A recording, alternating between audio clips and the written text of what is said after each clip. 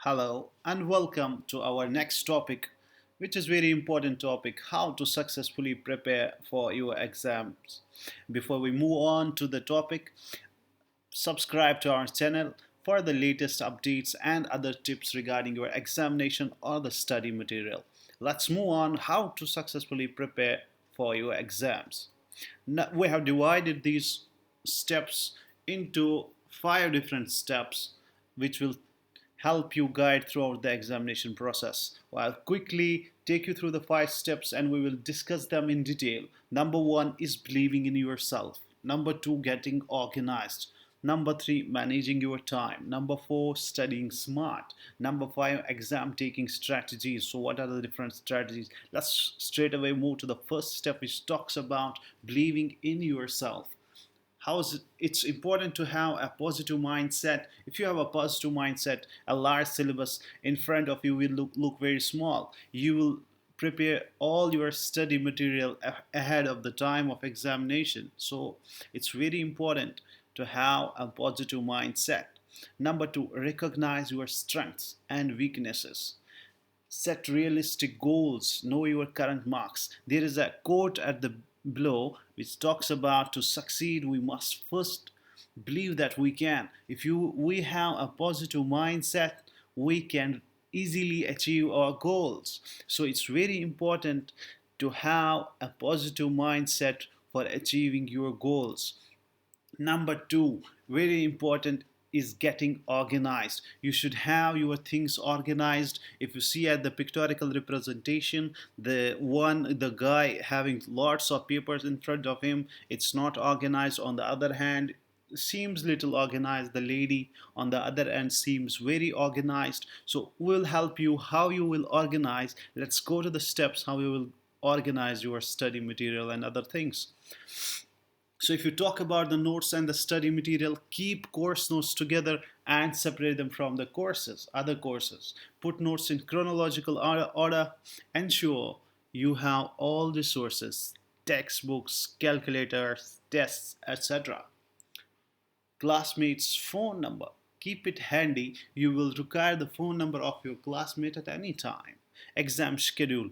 Keep in your calendar fed the time of examination, date and time of the examination, your roll number or whatever.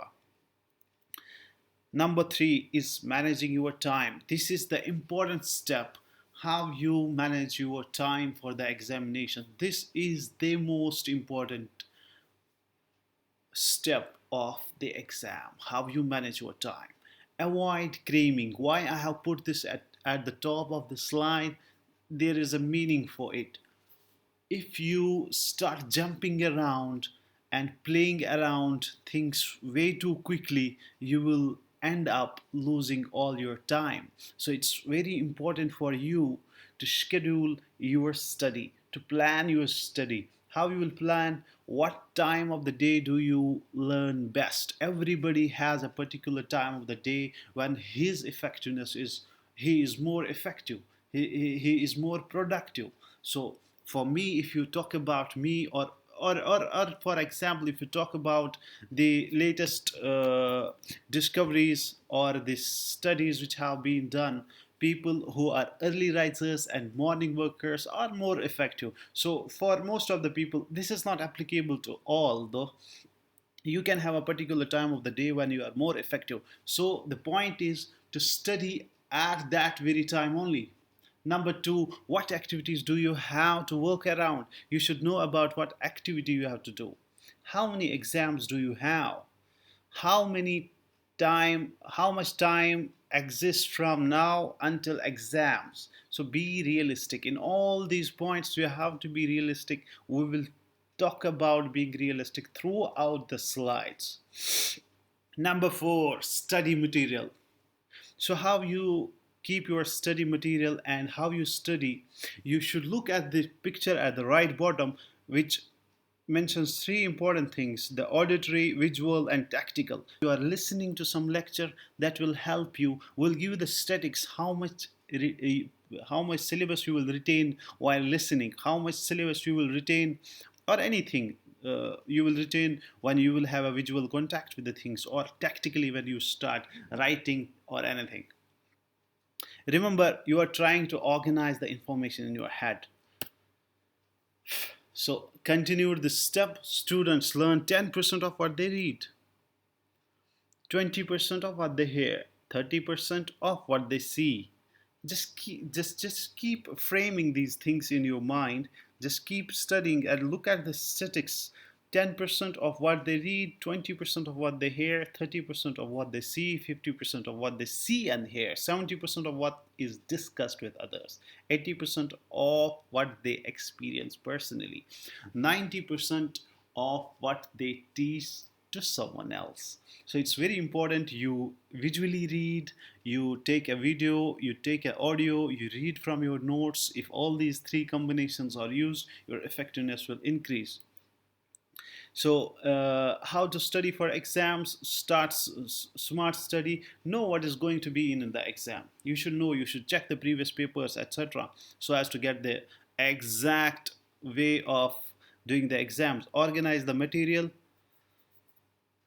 When reviewing a topic, ask yourself who, what, when. Asking questions is very important. Pay close attention to exam review. If you have a textbook, review bold terms. If you have a review sheet, complete it. Write down your names, dates, formulas on an index card before exams. So this is very important. You have prepared for your examination. Now you are almost ready for the examination. Eat well and be well rested. Do not watch TV or play games before exam or before going to bed prior to the exam. Last minute study and cramming does not help. So make sure that you have had enough sleep. Step 5 is exam taking strategies. Now you are inside the examination hall. What you need to do is very important. Show up 10 minutes early. Go to the washroom, have everything you need with you, dress appropriately, write facts, formulas on the top of the exam as soon as possible. Read over the exam and develop a plan. Read. So I'll give you question by question how you do. True and false. If you are doing true and false questions, how you should do. Read the statement carefully. For a statement to be true, every part of it must be true. Be cautious of the words always and never. These are absolute words and these are most often incorrect. Multiple choice questions. If you are doing multiple choice questions, here is the points you should be careful about. Hide the answer and the answers and the answer the question without looking at the options. You should hide the answers or the multiple choices that are given at the below of the answer, and then you should first think what could be the possible answer, then you should reveal the options. Fine. Read the stem of the question with each of possible answers. If you are not sure of answer, eliminate the choice. You should then do the method is called picking the odd one out. So you should just falsify the odd ones. You should eliminate odd ones so the best one will remain out. Absolutes are always incorrect, like I said in the previous slide. Absolutes are always incorrect. Not always, often. Example of absolutes is never, always, every. So if you are answering an essay type question, brainstorm, be neat and write in a complete sentence. Paragraph 1, you should focus on the question and tell the reader what they can expect to learn from the essay. Middle paragraph, present examples, details, statistics and facts to support the point you are making. Final paragraph, restate your position along with a quick summary. You can put the conclusion and your opinion in the final paragraph as well. That can make the essay very striking. Short answers. If you are answering short answer questions, these are the points you should keep in mind. Keep your answers simple and to the point. Do not restate the question. Be neat and write in complete sentences. Use the marks allotted as a guide as how many valid points you need to write. So this is the end of the slide, and we will finish up with this quote of Thomas Alva Edison. If you did all the things you were capable of doing, we would literally astonish ourselves. With this note, we will close today's topic. Hope you like our video. Please subscribe if you are still not subscribed, and we'll be looking forward to you in the next video. Thank you so much for watching.